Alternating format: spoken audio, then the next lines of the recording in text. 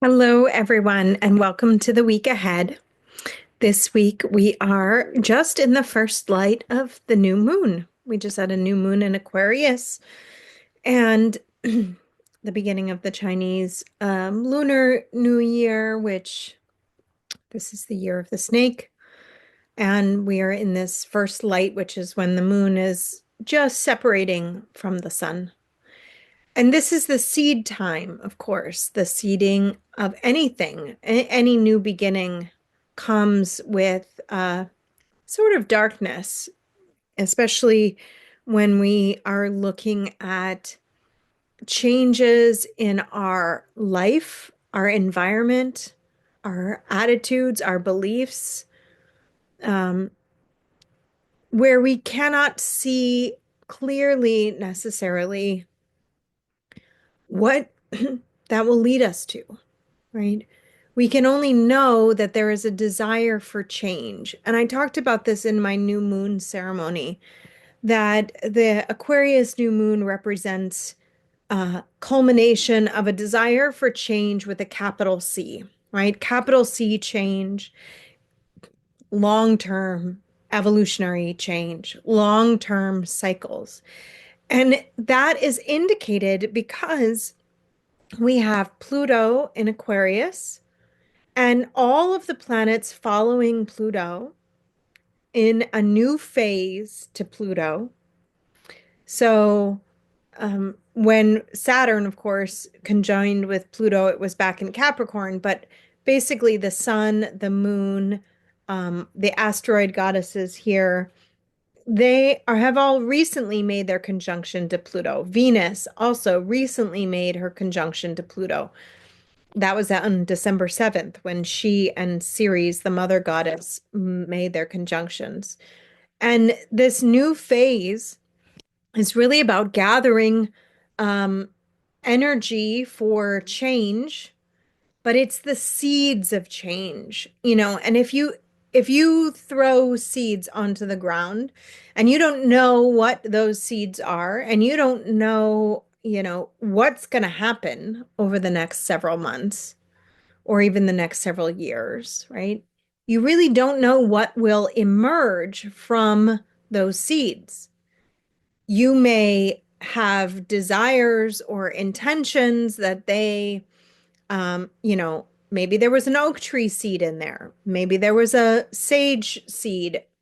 Maybe there were flower seeds. Hopefully, they will grow. In the spring, maybe you'll start to see some emergence of something new, right? Which we'll see, I think, especially as we get to eclipse season and to the new moon eclipse. But in particular, um, we are in this sort of germination phase of evolution.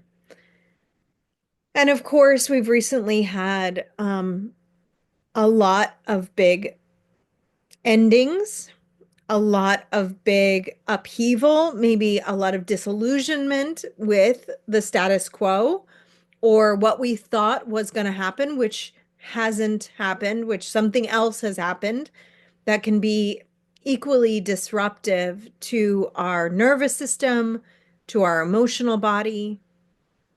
And yet, we are going to have to work with what is here, what is now, what is, ultimately, whether we like it or not, right? And I'm speaking obviously on many levels, both what's happening in the collective, what's happening in our individual lives, all of these things. They don't prohibit us from being happy, though. That's one thing. One of the things that I saw this week, I saw in how fixed I had become and how identified with this desire that I have for fulfillment in my life, that the absence of it really was prohibiting me from feeling happy. And as I started to really come into contact with that, I really could recognize, like, wow, I desire two things. One, I desire to know God more deeply than ever before. That has become a core intention within my soul. And it continues to help me to weed through the places where I'm still clinging to something that is not becoming. And of course, then on top of that desire, right, the surface level desire that would, I believe, bring comfort and security and love into my life. Um, and of course, most of the things that we desire, we believe it's going to give us something, and it's not necessarily the case, right? It's not necessarily true that that thing will provide what it is that we desire. So I realized, oh, well, what I want more than this particular thing is also to reunite with my own happiness. Not even without anything else changing in my life, just to become reacquainted with a part of myself that feels good about life, that feels love and joy and appreciation for what's here, irregardless of what the conditions are. Because I may not be able to get the conditions to change. It may not ever happen the way that I desire. But the feeling of being stuck in circumstances that are beyond my control. And I'm talking about this also relative to, Moon in Pisces, Saturn, Venus, Neptune, right? There is a movement here. Venus conjoined with Saturn. And for me, that was a very sort of disappointing ending, letting go day that was very difficult.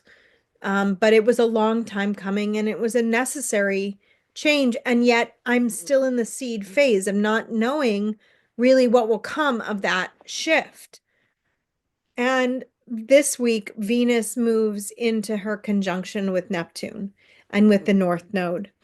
And the North Node is currently in the sign of Pisces. Saturn also is moving towards his trine to Mars. And we have Juno, the goddess of marriage and commitment, Jupiter's wife, moving to trine Venus. So there is this movement of a recommitment to the more vulnerable aspects of our being so that we can get to know and understand what it is that is separating us from the dream, right? And we all have a dream. It doesn't matter really what it is. Some people dream of success and power and money and influence, and some people dream of being an artist or creative.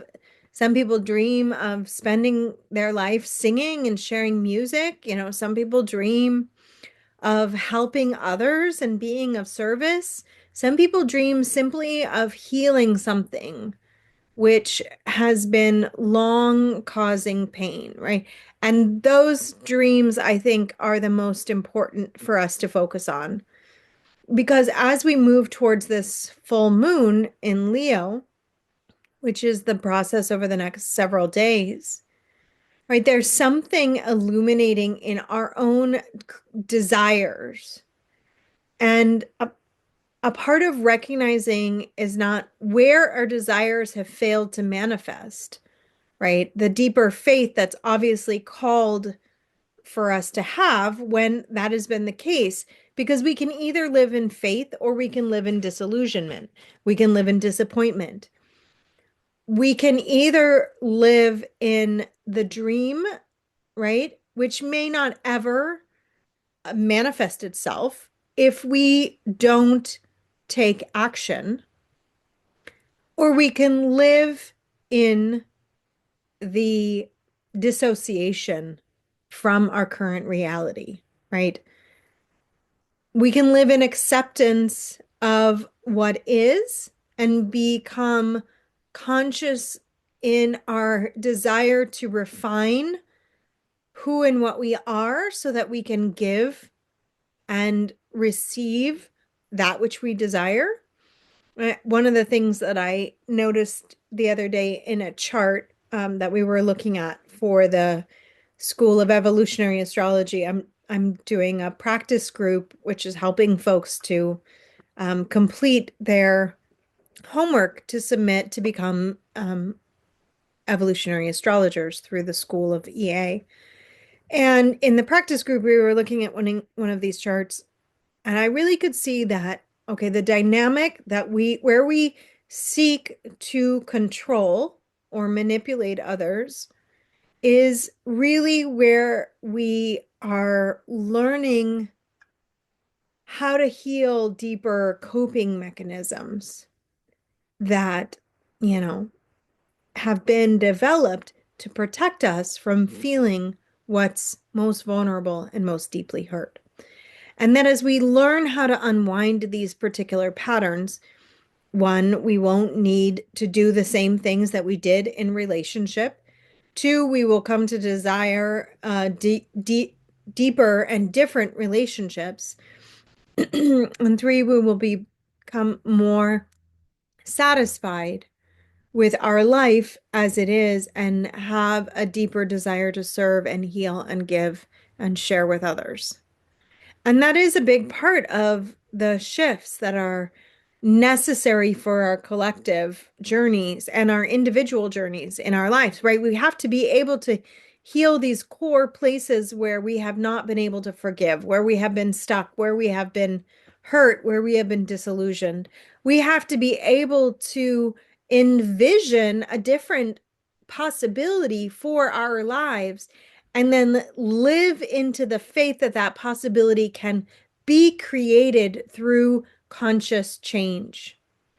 And of course, it's always conscious change that is unknown to us because what is known and familiar to us is not what is creating what we would desire.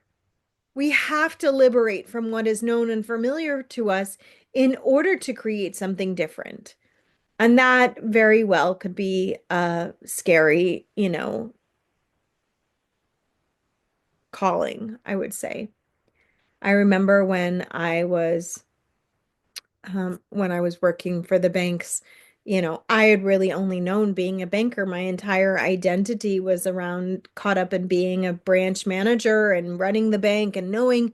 And I was really mastered at a lot of what I was doing, but I was suffering deeply. I was mired in a lot of resentment over the dynamics in the company. I deeply desired something different for my life. And at one point, somebody told me, you know, someone brought me this book that happiness is a choice, one of my clients at the bank. And then I heard someone tell me that resentment is a dead horse. If you're trying to ride a dead horse, you're not going to get anywhere. And those two things really woke me up to the choice that I could consciously do something else, that I could do something that was moving myself in the direction of my dream while simultaneously accepting that where I was and listening to the voice inside of me, which said that I had to do something different because I could not stand much more of living the way that I had been living. And so I did. I enrolled in a financial planning course and I started to study on my own time. I started a networking group for entrepreneurs, even though I wasn't an entrepreneur, and I hosted it at the bank so that I would meet people. And then I really started listening to a lot of podcasts that would help me to shift that core resentment that I was holding on to. I really wanted to let go and I really wanted to forgive. And I didn't at least want it to consume me any longer. And then one day I went into work and I realized, like, oh, today's the day I'm done.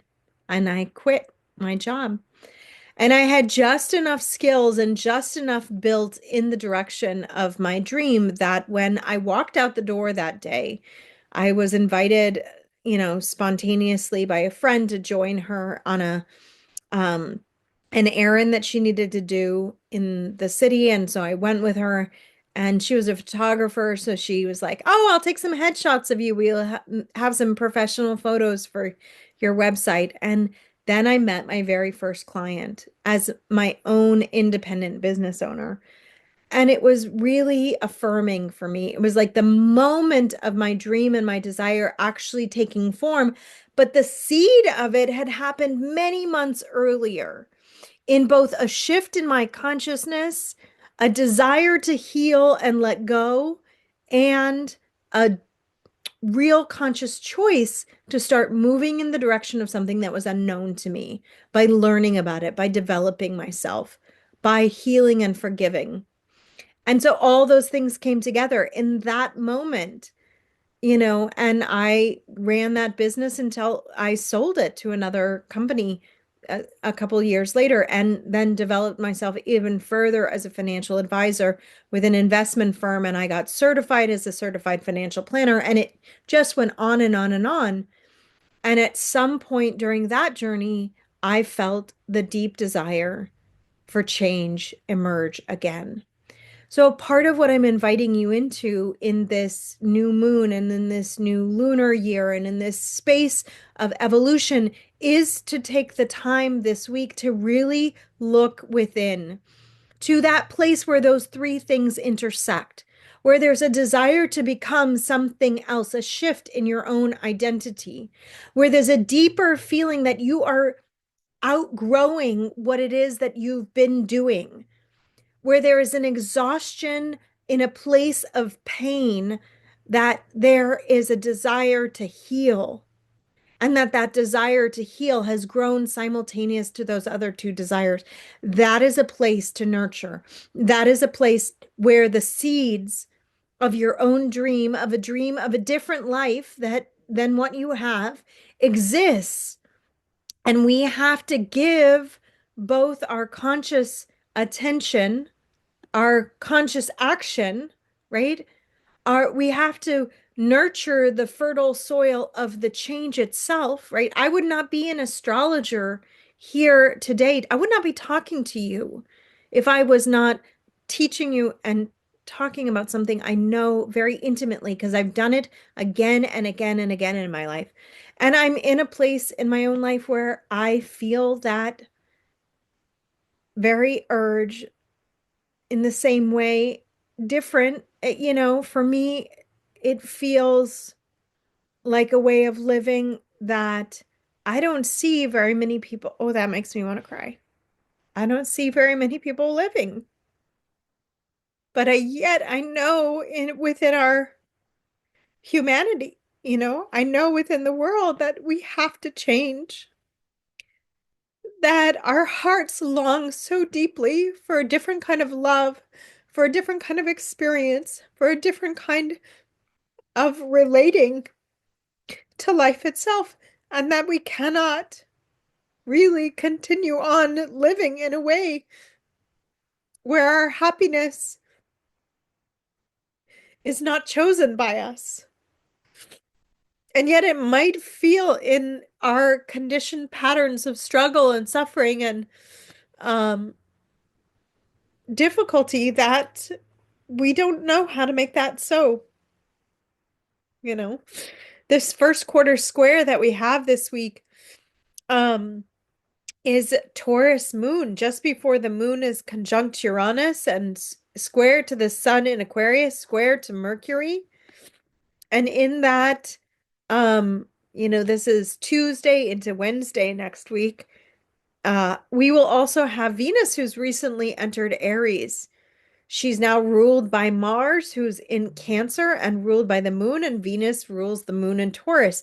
So there is what we would call a mutual reception between these three bodies: the moon ruling Mars, Mars ruling Venus, Venus ruling the moon. And this to me speaks to the clear desire we have to replant ourselves in a new reality that is giving physical, financial resources, strength, capacity, emotional resilience, and new awareness to us while being very, very new phase, right? I didn't know when I was making those choices where my life would lead me.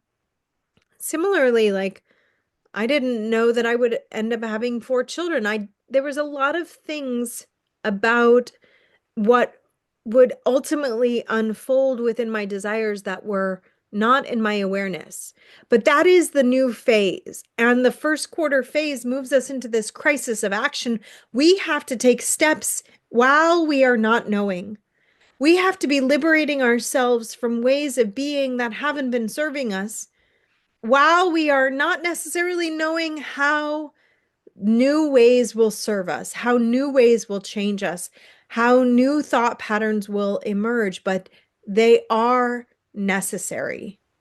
They are a necessary commitment that we have to make in order to develop those deeper relationships, in order to experience a deeper relationship to God, to our source, in order to experience a deeper connection to our own emotional body, which has been inviting us into a place of healing for quite some time.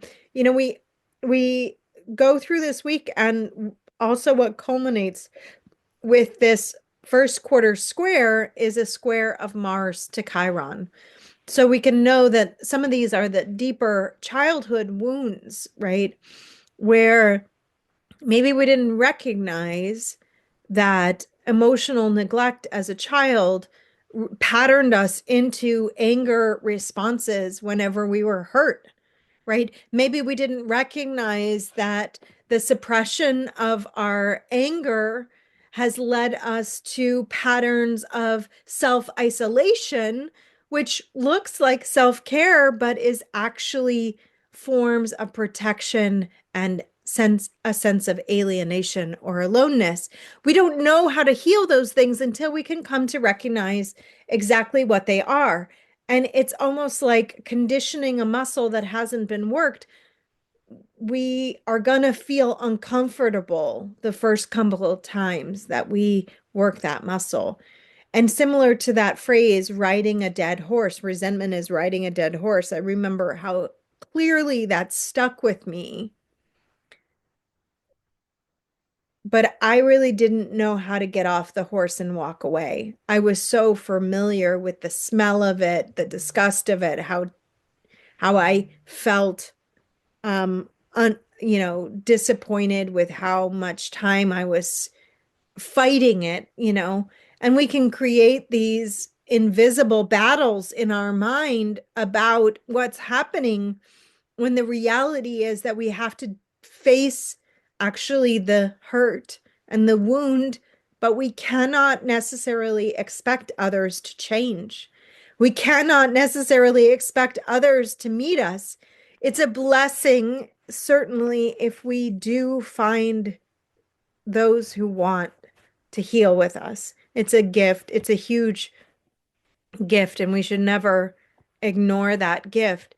But oftentimes, many people experience that those who would be the ones that we're in deep relationship with are not available to do the work of deep relationship. And that requires still our own commitment to our soul's evolutionary intention.